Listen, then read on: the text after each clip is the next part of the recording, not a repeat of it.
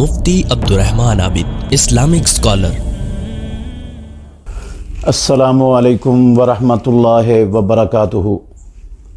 نحمدہ ونصلی علی رسولہ الکریم، اما بعد۔ آج حفاظ کرام نے قیام اللیل میں، قیام رمضان اور تراویح میں تیسرا پارہ قرآن مجید کا تلاوت کیا ہے۔ آج ہم نے اس پارے سے سورہ بقرہ کی آیت نمبر 275 سے لے کر 280 تک کا انتخاب کیا ہے۔ ان آیتوں کے حوالے سے چند منٹ انشاءاللہ الرحمن آپ کے لوں گا۔ اگر آپ توجہ سے اور غور سے سنیں گے تو اللہ رب العالمین انشاءاللہ آپ کو دنیا میں بھی بڑا نفع دے گا اور آخرت میں بھی بڑا نفع دے گا۔ اللہ رب العالمین نے فرمایا، الذین یأکلون الربا لا یقومون الا کما یقوم الذی یتخبطہ الشیطان من المس، کہ وہ لوگ، یہ ساری آیتیں ایک بہت بڑے معاشی اور معاشرتی جرم اور گناہ کے متعلق اللہ رب العالمین نے نازل فرمائی ہیں، جس کو سود کہا جاتا ہے۔ تو یہ سود کھانے والے، سودی کاروبار کرنے والے، سودی لین دین کرنے والے، ان کے متعلق اللہ رب العالمین قیامت والے دن جو ان کی کیفیت ہوگی نا، قبروں سے کھڑے ہوں گے تو ان کی جو کیفیت ہوگی، اللہ رب العالمین نے یہاں شروع میں، ابتدا میں اس حالت کا اور اس کیفیت کا تذکرہ فرمایا ہے کہ وہ لوگ جو سود کھاتے ہیں وہ جب قیامت والے دن کھڑے ہوں گے تو ایسے کھڑے ہوں گے جس طرح شیطان نے کسی انسان کو مس کر کے، چھو کر کے اس کو بدحواس اور خبتی بنا دیا ہوتا ہے۔ وہ گرتا ہوتا ہے، کبھی دائیں طرف گر رہا ہے، کبھی بائیں طرف گر رہا ہے، کبھی آگے گر رہا ہے، کبھی پیچھے گر رہا ہے۔ تو جس طرح یہ بدحواس شخص ہوتا ہے جس کو شیطان نے خبتی بنا دیا ہو، قیامت والے دن قبروں سے جب یہ لوگ اٹھیں گے تو ایسے ہی یہ گر رہے ہوں گے دائیں بائیں اور آگے پیچھے، اور خبتی ان کی کیفیت ہوگی۔ اور دنیا میں بھی سود لینے والے، سودی کاروبار کرنے والے اور سودی معاملات چلانے والے، دنیا میں بھی وہ ایسے ہی خبتی ہوتے ہیں۔ دنیا میں ان کو سکون، راحت والی زندگی میسر نہیں آتی، اطمینان اور خوشگوار زندگی ان کا مقدر نہیں بنتی۔ وہ بھی ہرس، ہوس، لالچ، بخل اور کنجوسی کی وجہ سے ان بیماریوں کے اندر جکڑے ہوئے ہوتے ہیں اور وہ بے حد پریشان ہوتے ہیں۔ سکون ان کی زندگیوں کے اندر ان کو میسر آ ہی نہیں سکتا۔ یہ اللہ رب العالمین کے قرآن مجید کا فیصلہ ہے۔ وجہ کیا ہے؟ وہ قیامت والے دن اس طرح کیوں اٹھیں گے اور ان کی دنیا میں بے چینی، بے سکونی والی کیفیت کیوں ہوتی ہے؟ کیوں وہ خبتی ہوتے ہیں؟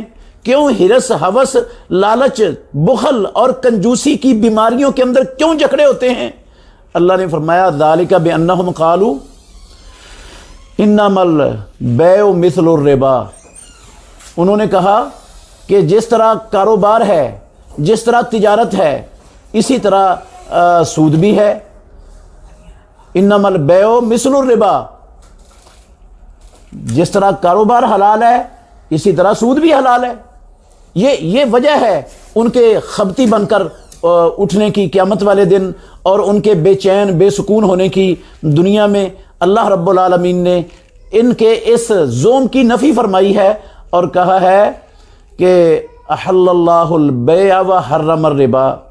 یہ سود بیع کی مثل، تجارت کی مثل، کاروبار کی مثل کیسے ہو سکتا ہے؟ ایک چیز حلال ہے اور دوسری چیز حرام ہے، تو دونوں میں ہم مثلیت کیسے ہو گئی؟ وہ الگ بات ہے کہ کسی بندے کو اس کی اصل وجہ کا پتہ نہ ہو کہ کیوں حلال ہے اور کیوں حرام ہے۔ بہرحال اللہ نے یہ فرق بتلا دیا کہ تمہارا یہ کہنا کہ سود یہ بیع کی مثل ہی ہے، تجارت کی مثل ہی ہے، یہ تمہاری بات درست نہیں ہے، کیونکہ اللہ رب العالمین نے تجارت کو، بیع کو، کاروبار کو حلال کیا ہے اور سود کو حرام کیا ہے۔ ایک چیز حلال ہے، دوسری حرام ہے، وہ ایک جیسی کیسے ہو سکتی ہیں؟ اور پھر बंदा गौर करे, कोई बंदा उठे और उठकर कहे कि गाय और खिंजीर एक जैसे हैं, खिंजीर भी गाय की मिसल ही है, क्योंकि वो भी 4 टांगों वाला है, उसकी भी दुम है, ये भी 4 टांगों वाली है, इसकी भी दुम है, वो भी चारा खाता है, ये भी चारा खाते हैं, तो लिहाजा एक जैसे हैं। तो आप गौर करें मेरे मोहतरम भाइयों, जो खिंजीर को गाय जैसा करार दे, क्या उसका दिमाग और उसकी अकल काम कर रही है? क्या वो खबती नहीं है? इन्नमा यतखब्बतहु शैतानु मिनल मस, वो तो ऐसे उठेगा जिसको शैतान ने बदहवास कर दिया हो। तो खिंजीर को अल्लाह रब्बुल आलमीन ने हराम किया है और सूद को अल्लाह रब्बुल आलमीन ने हराम किया है, तिजारत को, गाय को हलाल किया है, तो ये एक जैसे कैसे हो गए? और भी कई फ़र्क हैं। एक फ़र्क ये भी है कि तिजारत के अंदर नफ़ा भी होता है और तिजारत के अंदर नुकसान भी होता है, जबकि सूद के अंदर जो सूद देने वाला है वो सूद खोर से उसको सूद जिसको दिया गया है उसको नफ़ा हो या नुकसान हो, इसने अपने पूरे पैसे उससे लेने ही लेने हैं और मुनाफे के साथ लेने हैं। ये उसका नुकसान, उसका खसारा, उसका घाटा जाए बाहर में, इसको क्या लगे? इसको उससे गरज ही नहीं। इसको तो नफा ही नफा है जो सूद पर लोगों को जो है ना वो रकम पैसे दे रहा है, सूदी कारोबार कर रहा है। तो ये बै की मिसल कैसे हो गया? उसमें नफा भी होता है, नुकसान भी होता है, इसमें सूद देने वाले का नफा ही नफा है, नुकसान है ही नहीं इसका। अगर ये नफा ना भी ले तो ये यकीनी तौर पर अपने असल पैसे तो लेगा। मेरे पास ना कुछ हफ्ते पहले कराची के एक भाई तशरीफ लाए, ताजर थे वो बड़े, उन्होंने मसला पूछा, कहने लगे कि इस्लामी बैंक हैं, वो सूदी कारोबार नहीं करते, वो इस्लाम के मुताबिक कारोबार करते हैं। मैंने उस भाई से कहा, भाई ज़रा थोड़ी सी इसकी तशरीह कर दें, कैसे वो इस्लामी कारोबार करते हैं? तो कहने लगे कि मैंने एक बैंक से, उसकी इस्लामी खिड़की से मैंने 3 लाख रुपया जो है ना उसका खाम माल उठवाया, खाम माल लिया, उस बैंक ने खाम माल मेरी फैक्ट्री के अंदर मुझे दे दिया। तो मैंने उस का काम किया, कारोबार किया, कारोबार में घाटा पड़ गया, तो उन्होंने, बैंक वालों ने अपना 3 लाख जो मुझे दिया था वो ही पूरा लिया है, उन्होंने 1 रुपया भी ज़्यादा नहीं लिया। कहता ये देखो ये इस्लामी कारोबार है। मैंने कहा अल्लाह के बंदे, ये इस्लामी कारोबार कैसे हो गया है? इस्लामी कारोबार की शक्ल तो मुजारबत है, और मुजारबत इस्लाम में ये है कि एक शख्स के पैसे होते हैं, दूसरा कारोबार करने वाला होता है, तो मुनाफा दोनों तय कर लेते हैं कि कारोबार से जितना मुनाफा आएगा उसका इतने % मुनाफा आपका होगा, इतना मेरा होगा। और अगर नुकसान हो गया तो पैसे वाले के पैसे डूब गए और मेहनत वाले की मेहनत डूब जाती है, दोनों बराबर होते हैं। तो इस्लामी कारोबार तो ये है, इधर आपका नुकसान हो गया है, बैंक वालों के पैसे खरे ही खरे हैं, तो ये इस्लामी कारोबार कहां से आ गया? उनको नुकसान कहां? उन्होंने कारोबार क्या किया है? उन्होंने तो आपको कर्ज दिया है, और अगर कर्ज से आप मुनाफा कमा लेते तो उन्होंने सूद लेना था, मुनाफा नहीं कमाया तो अपने असल पैसे तो वापस ले रहे हैं, तो असल पैसे आप देने पर पाबंद है और वो आपने दे दिए, अदा कर दिए। तो इससे ये बात समझ आती है कि ये जो इस्लामी बैंकिंग का सिस्टम है ना, ये भी फ्रॉड है। इन्होंने भी इस्लामी इस्तिलाहात को मसख कर दिया है, उनको तब्दील करके सूदी सांचे के अंदर डाल दिया है। हकीकत में बहुत सारी चीज़ों को, टर्मों को और अल्फाज को चेंज करके इन्होंने समझा हमने इस कारोबार को मुसलमान कर दिया है, ये अब रिबा फ्री हो गया है। बिल्कुल सवाल पैदा नहीं होता ये रिबा फ्री हो, सारे का सारा कारोबार ये इस्लामी बैंकिंग जो कर रही है ये सारे का सारा सूद है, और दूसरी बैंकें भी सारा सूदी कारोबार कर रही हैं, ये भी सूदी कारोबार कर रही हैं। हनफी उलमा, मौलाना तकी उस्मानी मुझे मालूम है, उन्होंने इसके हलाल होने का फतवा दिया, रिबा फ्री का फतवा दिया, लेकिन उन्हीं के मसलक के बहुत से उलमा, कराची के जय्यद मुफ्ती देवबंद के, उन सब ने फतवा दिया है कि मौलाना तकी उस्मानी साहब ने वो हफ्ते वाले दिन मछलियां पकड़ने वालों का हीला करके सूद को हलाल कर दिया है। जिस तरह उन्होंने मछलियां पकड़ने को हलाल कर लिया था इतवार वाले दिन, उसी तरह इन्होंने कर लिया है। ये उनके मसलक के उलमा के फतवे मेरे पास तहरीरी तौर पर मौजूद हैं, मैं अल्लाह के फजल से वो फतवे पढ़े हैं, मेरे पास मौजूद हैं, कोई देखना चाहे मैं दिखा भी सकता हूं। उन्होंने कहा कि ये सारा गलत है। तो ان کی ویسے بھی بنیاد جو اسلامی بینکنگ کا دعویٰ کرتے ہیں ان کی بنیاد ہے اللہ اکبر یہ قسطوں کے کاروبار پر، اور قسطوں کے کاروبار کو مدینے والے امام محمد الرسول اللہ صلی اللہ علیہ وسلم نے سود قرار دیا ہے۔ سنن ابو داود کے اندر حدیث ہے، ابو ہریرہ عبداللہ بن مسعود رضی اللہ عنہ راوی ہیں، 22 صحابہ نے رسول مکرم صلی اللہ علیہ وسلم سے اس روایت کو نقل کیا ہے، 22 صحابہ نے۔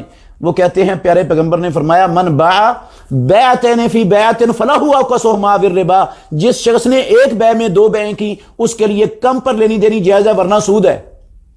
تو کم پر لینی دینی جائز ہے مطلب ہے لے وہ قسطوں پر اور لے اتنی قیمت کی جتنی نقد مارکیٹ کے اندر چیز کی قیمت ہے تو وہ حلال ہے، وہ جائز ہے، لینے والے کے لیے بھی دینے والے کے لیے بھی۔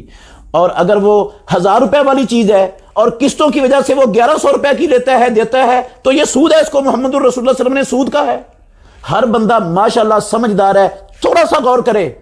میں کسی بندے کو 1000 روپیہ دیتا ہوں اور کہتا ہوں کہ میں نے کچھ دنوں کے بعد 1100 روپیہ واپس لینا ہے، کیا یہ سود ہے یا نہیں؟ 1000 روپیہ دے کر میں 1100 روپیہ واپس لوں گا تو یہ سود ہے۔ ایسے ہی 1000 روپے والی چیز میں اس کو دے کر کچھ دنوں کے بعد 1100 روپے وصول کروں گا تو یہ سود کیوں نہیں؟ اس کو رسول اللہ صلی اللہ علیہ وسلم نے سود کہا، اس کو عبداللہ بن مسعود رضی اللہ عنہ اور عبداللہ بن عباس رضی اللہ عنہ دونوں نے سود قرار دیا، اور پیارے پیغمبر کے 1.5 لاکھ صحابہ میں سے کوئی ایک صحابی ایسا نہیں جو عبداللہ بن مسعود اور عبداللہ بن عباس رضی اللہ عنہما کے فتوے کی مخالفت کرنے والا ہو۔ صحابہ میں ایک صحابی بھی ایسا نہیں تھا، سارے صحابہ اس بات پر متفق ہیں کہ یہ جو کاروبار ہے یہ سود ہے اور سود ہونے کی وجہ سے حرام ہے، اور یہ اسلامک بینکنگ کے دعوے دار ان کا سب سے بڑا سرچشمہ منبع اور بنیاد جس پر ان کی بینکیں کھڑی ہیں وہ یہ چیز ہے، جو چیز ہی سود ہے، جس کو رسول اللہ صلی اللہ علیہ وسلم نے سود کہا، صحابہ نے سود کہا، سارے صحابہ جس کے سود ہونے پر متفق ہیں، جمہور تابعین جس کے سود ہونے پر متفق ہیں، جس کی بنیاد ہی اس چیز پر ہوگی، پہلی اینٹ ہی جس کی وہ اسلامی بینکنگ کیسے ہو جائے گی؟ تو یہ سب وہ ہیلہ ہے، ہیلے کے ذریعے حرام کو حلال کرنے کی کوشش ہے جس کی شریعت اور اسلام اجازت نہیں دیتی۔ ہمارے معاشرے میں سود کی بے شمار شکلیں چل رہی ہیں، یہ انشورنس، بیمہ، یہ بھی سود ہے خالص۔ یہ پرائز بانڈز بڑے چلتے ہیں، لوگ مسلمان ہیں ماشاءاللہ، کلمہ پڑھنے والے ہیں، نمازیں پڑھنے والے ہیں، روزے رکھنے والے ہیں، اور یہ پرائز بانڈ جو ہے نا وہ لیتے دیتے ہیں اور انعام لیتے ہیں۔ یہ سود اور جوئے کا مرکب ہے پرائز بانڈ، یہ انشورنس اور بیمہ کی تمام صورتیں، تمام شکلیں یہ جوئے اور سود کا مرکب ہے۔ اور اس کے اندر انشورنس کے اندر، بیمے کے اندر ان جوئے اور سود کے علاوہ 5 خرابیاں اور ہیں، ان 5 میں سے ایک خرابی جس چیز کے اندر آ جائے وہ حرام ہو جاتی ہے۔ تو 7 خرابیاں بنتی ہیں اس کے بیمے اور انشورنس کی حرمت اور اس کے حرام ہونے پر۔ تو اتنا بڑا جس کے اندر 7 خرابیاں ہوں، ایک ایک کی وجہ سے چیز حرام ہو جاتی ہو، تو جس کے اندر 7 ہوں گی وہ کتنا بڑا حرام ہوگا۔ اسی طرح یہ بینکنگ کا سارا سسٹم، یہ ہمارے معاشرے میں یہ پی ایل ایس اکاؤنٹ ہے، سیونگ اکاؤنٹ ہے، یہ سارا سودی، اس میں تو شاکی کوئی نہیں ہے۔ بہت سے لوگ وہ سمجھتے ہیں کہ کرنٹ اکاؤنٹ میں بھی سود نہیں ہے، کیونکہ کرنٹ اکاؤنٹ میں جتنے پیسے رکھے جائیں اتنے پیسے ہی نکلوا لیے جاتے ہیں، اتنے ہی پیسے واپس مل جاتے ہیں، تو یہ سود نہیں ہے۔ بہت سے سادہ مسلمان وہ بیچارے دھوکہ بھی کھا جاتے ہیں کہ واقعتاً ہم تو کہتے ہیں سود لیتے ہی نہیں، ٹھیک ہے سود بہت بڑا جرم ہے، بہت بڑا گناہ ہے، لیکن ہم تو سود لیتے نہیں، ہم نے تو کرنٹ اکاؤنٹ میں کرنٹ اکاؤنٹ کے اندر ہمارا کھاتا ہے اور وہاں پیسے رکھے ہوئے ہیں۔ تو عزیز بھائیو ٹھیک ہے، میں مانتا ہوں کہ کرنٹ اکاؤنٹ میں آپ سود وصول نہیں کرتے، بینک والوں سے نہیں لیتے، آپ اپنے اصل پیسے لیتے ہیں، لیکن آپ کے پیسوں کو بینک سود پر استعمال کرتا ہے، اور جتنا سود آپ کے پیسوں سے وہ کماتا ہے اس سود سے وہ اپنے بینکوں کو پالتا ہے، اپنے بینک چلاتا ہے۔ تو آپ تو گناہ کے اندر جس طرح سود لینا حرام ہے، سود دینا حرام ہے، اسی طرح سود کے کاروبار میں معاملات میں تعاون کرنا بھی حرام ہے، اور چھوٹا حرام نہیں ہے۔ یہ نہیں کہ سود لینے والا بڑا مجرم اور دینے والا چھوٹا مجرم اور تعاون کرنے والا اس سے چھوٹا مجرم اور گواہی دینے والا اس سے چھوٹا مجرم، ایسا نہیں۔ امام الانبیاء نے فرمایا، جابر بن عبداللہ کہتے ہیں، صحیح مسلم شریف کی حدیث ہے، لعن رسول اللہ صلی اللہ علیہ وسلم آکل الربا وموکلہ وکاتبہ وشاہدیہ وقالہم سوا۔ رسول مکرم صلی اللہ علیہ وسلم نے لعنت فرمائی سود کھانے والے پر، کھلانے والے پر لکھنے والے، مینیجر، کلرک، سارے لوگوں پر اور گواہ بننے والوں پر. اور آپ نے فرمایا وَهُمْ سَوَا، جتنا بڑا گناہ گار سود لینے والا اتنا بڑا گناہ گار سود دینے والا، اتنا بڑا گناہ گار سودی معاملات لکھنے والا، اور اتنے بڑے گناہ گار سود کے معاملے پر، کاروبار پر گواہی دینے والے، وہ بھی اتنے بڑے مجرم اور اتنے بڑے گناہ گار ہیں. تو یہ سب برابر کے مجرم ہیں. اگر سود لینے والا وہ اللہ اور اللہ کے رسول کے خلاف جنگ کر رہا ہے تو یہ بھی تو تعاون کرنے والا بھی تو اللہ اور اللہ کے رسول کے خلاف جنگ کر رہا ہے نا. قرآن مجید میں اللہ رب العالمین نے فرمایا انہی آیتوں میں، اللہ اکبر، فمن جاءہ موعظۃ من ربہ فانتہی فلہ ما سلف وامرہ الی اللہ ومن عاد فاولئک اصحاب النار هم فیہا خالدون. یہ لفظ میرے نہیں ہیں، قرآن مجید کے الفاظ ہیں. جس کے پاس نصیحت آ گئی اس کے رب کی طرف سے اور وہ باز آ گیا، یہ سود کے حرام ہونے سے پہلے کی بات ہے. جب سود حرام نہیں تھا تو اس وقت نصیحت آ گئی، لوگ سودی کاروبار کرتے تھے، تو جو پہلے ہے وہ چھوڑ دیا، اس نے اس سے باز آ گیا، توبہ کر لی تو پچھلا معاف ہے. لیکن جس مسلمان کو پتا ہے کہ سود حرام ہے، اس کی حلت کی گنجائش نہیں ہے اسلام میں، اللہ نے حرام کیا ہے، رسول اللہ نے حرام کیا ہے، کبیرہ ترین گناہ ہے، تو پھر وہ سودی کاروبار ساری زندگی کرتا رہے اور کچھ دیر مرنے سے پہلے کہے میں اب توبہ کرتا ہوں، تو وہ جو سودی کاروبار اس نے جاننے کے بعد کیا ہے نا، پیسے لیے ہیں سودی کاروبار کے، کمائے ہیں، وہ پیسے اس کے لیے حلال نہیں ہیں. وہ فلاح ما سلف ان کے لیے نہیں ہے، یہ ان کے لیے ہے جو حرمت سے پہلے کاروبار کرتے تھے. جس نے حرمت کے بعد کاروبار کیا اس پر لازم ہے توبہ کرے. تو وہ جن کے پیسے کھائے ہیں ان کو سب کو پیسے لوٹائے واپس ان کے، جہاں تک اس کا بس چلتا ہے. اور جہاں تک بس نہیں چلتا، پتہ نہیں کس کس کے پیسے کھائے ہوئے ہیں، تو وہاں پر وہ صدقہ کر دے کچھ لوگوں کی طرف سے، اتنا مال صدقہ کر دے جتنا اس کو اندازہ ہو کہ میں نے لوگوں کا کھایا ہوا ہے، یہ سمجھ کر کہ میں ان لوگوں تک نہیں پہنچا سکتا جن کا مال میں نے کھایا ہے، تو یا اللہ میں توبہ کرتا ہوں سچی پکی، تو مجھے معاف کر دے، اور یہ میں صدقہ کرتا ہوں، یہ ان لوگوں کو اس کا ثواب پہنچا دے جن کے یہ پیسے ہیں، جن کے ساتھ رابطہ میرا ممکن نہیں ہے. تو امید ہے انشاءاللہ الرحمن اللہ رب العالمین معاف کر دے گا. لیکن حرام ساری زندگی سودی کاروبار کرتا رہا، پتہ بھی تھا کہ سود حرام ہے، اور مرنے کے وقت کہتا ہے کہ میں جو ہے نا وہ توبہ کرتا ہوں، تو وہ پیسے جو کھائے ہیں سود کے ذریعے لوگوں کے، وہ اس کے لیے حلال نہیں، وہ واپس کرنے ہی پڑیں گے.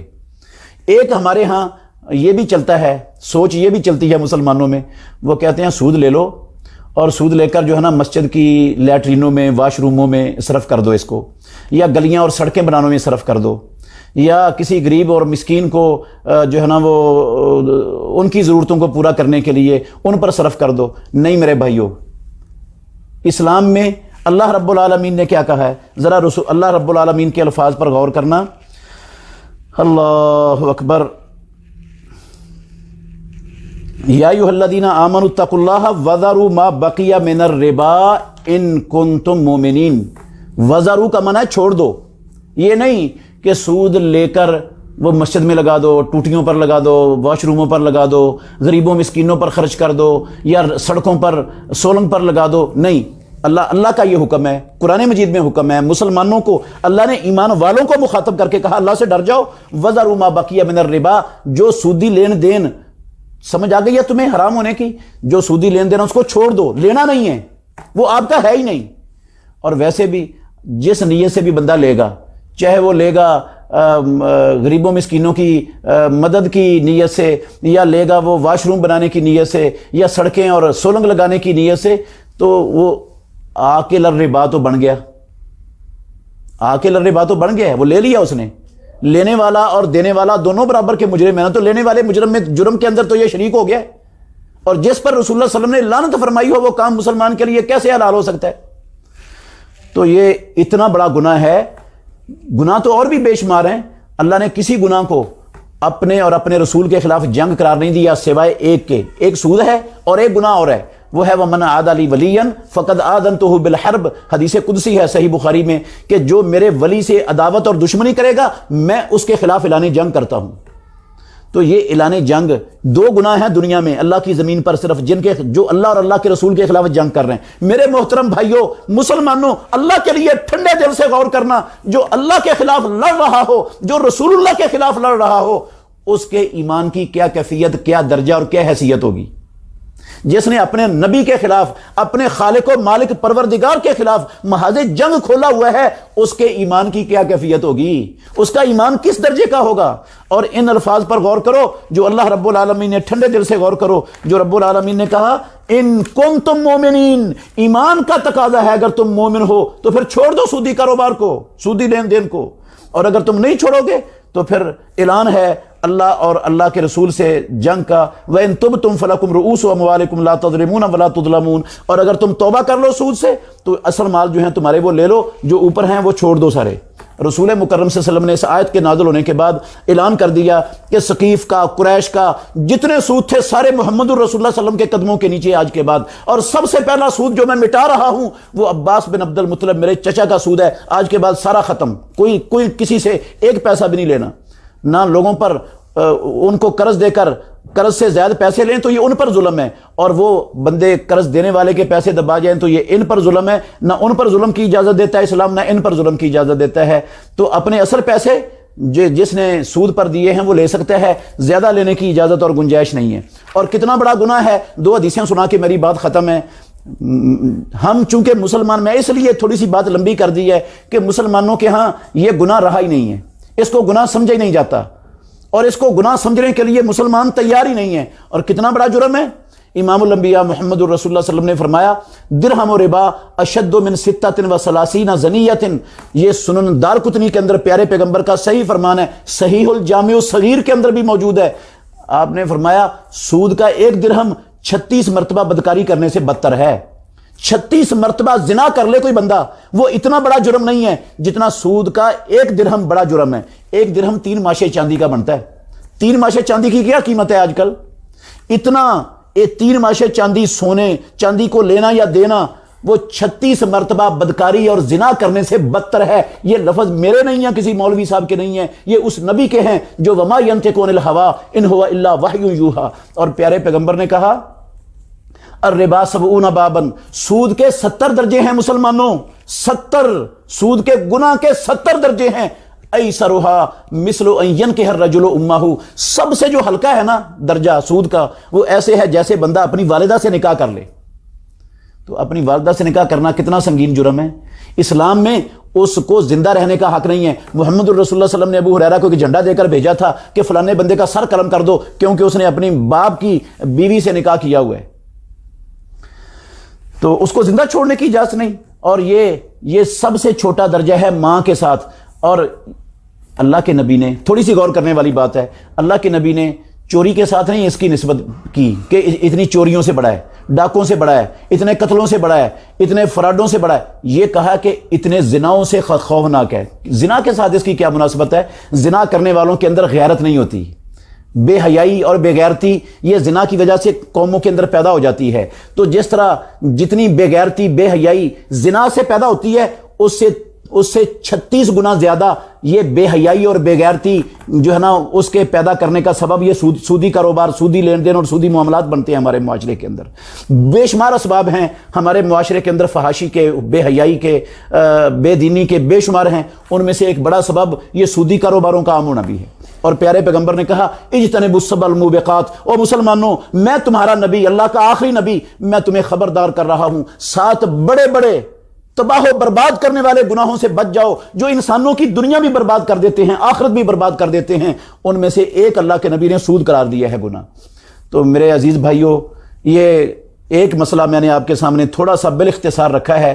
4 جگہوں پر قرآن مجید میں سود کی آیتیں ہیں، یہ پہلی آیتیں یہ تھیں۔ انشاءاللہ جہاں آگے آئیں گی اس پر بھی سود کی قسمیں کون کون سی ہیں اور کیا کیا جو ہے نا شبہات کی بنا پر لوگ آج کل سودی کاروبار کر رہے ہیں، انشاءاللہ ان کا بھی تذکرہ آگے والی مجالس کے اندر ہوگا۔ اللہ ہمیں سمجھنے کی، عمل کرنے کی توفیق عطا فرمائے، ہماری حکومتوں کو سودی کاروبار سے محفوظ کرے، ہمارے تاجروں کو، ہماری عوام کو، ہمارے سارے معاشرے کو اللہ اس سود کے گناہ سے اور سود کی اس بیماری سے پاک اور صاف کر دے۔ آخر دعوانا الحمدللہ رب العالمین۔